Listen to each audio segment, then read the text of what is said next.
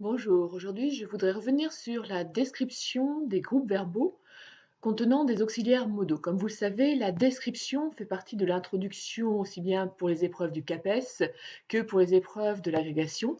Et cette partie descriptive est essentielle puisqu'elle vous permet de délimiter le cadre de votre explication, c'est-à-dire que vous pouvez à ce moment-là faire la liste des marqueurs dont vous allez devoir ensuite donner l'analyse.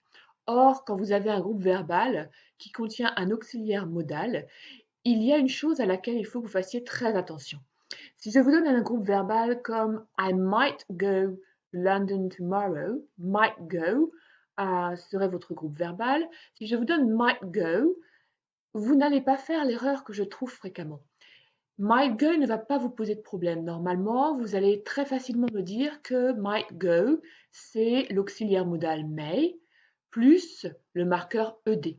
C'est may au prétérit, si vous voulez, suivi de la base verbale du verbe go. On parlera de base verbale parce que go est employé ici sans la marque de l'infinitif. Il n'y a pas to devant.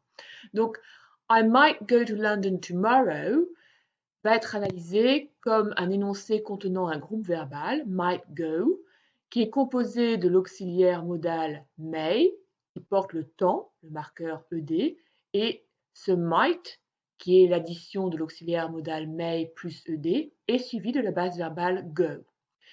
Pour might go, je le disais, normalement, la description ne vous pose pas de problème. Là où vous avez plus de difficultés, c'est si je vous donne une forme qui a priori semble plus facile. C'est par exemple si je vous dis I may go to London tomorrow. Si je vous dis I may go to London tomorrow, vous allez tout de suite identifier que le groupe verbal c'est may go.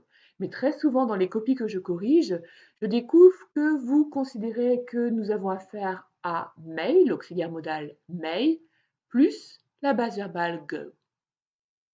En fait, vous oubliez le temps.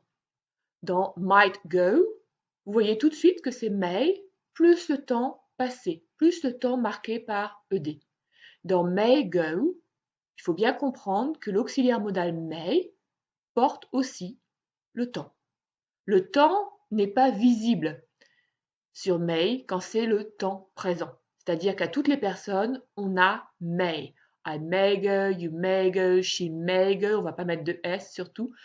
Donc, comme ce temps est invisible, vous avez tendance à l'oublier.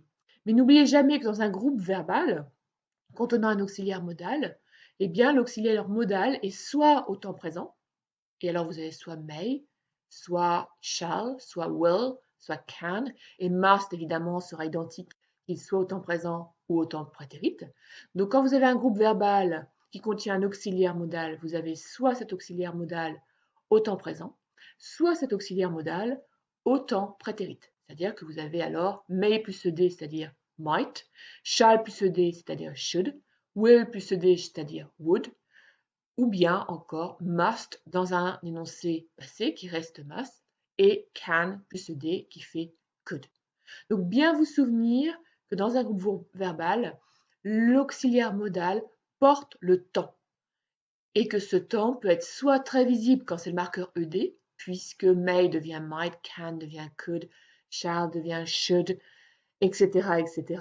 Mais quand vous avez simplement, entre guillemets, en apparence l'auxiliaire may ou l'auxiliaire can ou l'auxiliaire shall ou l'auxiliaire will, dans des exemples comme I will go to London tomorrow, I shall go to London tomorrow, I may go to London tomorrow, I must go to London tomorrow, n'oubliez jamais dans votre description de bien indiquer que vous avez un auxiliaire modal au temps présent. Voilà, c'est tout pour aujourd'hui. Je vous remercie.